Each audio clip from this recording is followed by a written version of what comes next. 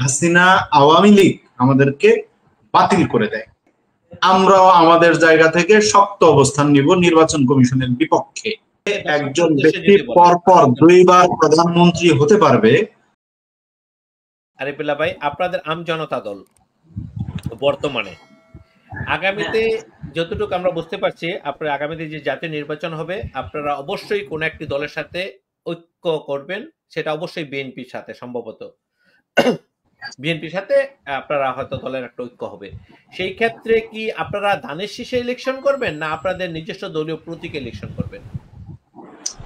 অসংখ্য ধন্যবাদ আমান ভাই আপনাকে এই ধরনের একটা উপযোগী প্রশ্ন করার জন্য। আমি আমার দলের যে নিবন্ধন প্রক্রিয়ার বিষয়, যেমন বিগত আওয়ামী লীগ সরকারের আমলে আফসারি স্যার এখানে উপস্থিত আছেন, স্যার নিজেও ওই নিবন্ধনের জন্য যে ডকুমেন্ট রেডি সেই কাজের সাথে স্যার জড়িত ছিলেন। আমাদের দলটা নিবন্ধনের জন্য আমরা সেই সময় আবেদন করি, আমাদেরকে ষড়যন্ত্রমূলক ভাবে হাসিনা আওয়ামী লীগ আমাদেরকে বাতিল করে দেয়।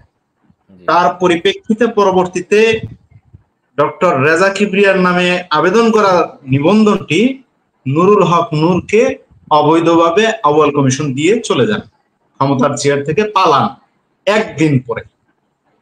পরবর্তীতে আমাদের দলটা আমরা নাম পরিবর্তন করে সেই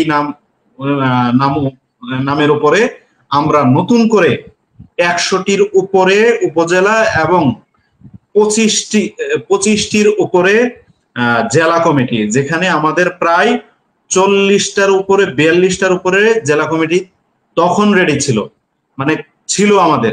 তারপরেও আমরা যেহেতু 1/3 জায়গায় আমরা ওখানে 25টার উপরে দিই, মানে এক কথায় আমাদের কাছে যা যা তাদের চাওয়া ছিল নির্বাচন কমিশন থেকে, তার থেকে বেশি পরিমাণ আমরা দিয়েছি। এখন নির্বাচন কমিশনের দায়িত্ব হলো আমাদেরকে নিবন্ধন দেওয়া। এখন যদি নির্বাচন কমিশন আমাদেরকে নিবন্ধন দিতে টালবাহানা করে, আমরাও আমাদের জায়গা থেকে শক্ত অবস্থান নিব নির্বাচন কমিশনের বিপক্ষে। আর আমরা নিবন্ধন পাবো ইনশাআল্লাহ। আর আমরা নিবন্ধন পাওয়ার পরে আমাদের দলের অবস্থান কি হবে, নির্বাচনের রোডম্যাপ ঘোষণার পরে আমরা অবশ্যই জাতির সামনে উন্মোচিত করব যে আমরা কোন জোটে যাচ্ছি নাকি দলীয় প্রতীকের মাধ্যমে নির্বাচন করছি। অবশ্যই এই জাতিকে আমরা উন্মোচিত করব, তারপরেই আমরা সামনের দিকে অগ্রসর হব। এ পর্যন্ত আমাদের দলের এখন পর্যন্ত অবস্থান এবং সিদ্ধান্ত, পরবর্তী যে কোনো সিদ্ধান্ত আমরা এই জাতিকে জানাবো। আমি আরেকটা বিষয় আপনার কাছে জানতে চাই। আমরা বিভিন্ন মাধ্যমে দেখতে পেলাম যে ঐক্যমতের বিষয়গুলো, রাজনৈতিক দলগুলো, সেখানে আপনাদের তালিকাটা আসে নাই। আমি কয়েকটা দল দেখেছি, বিএনপি প্রায় 9টা বিষয়ে দ্বিমত পোষণ করেছে।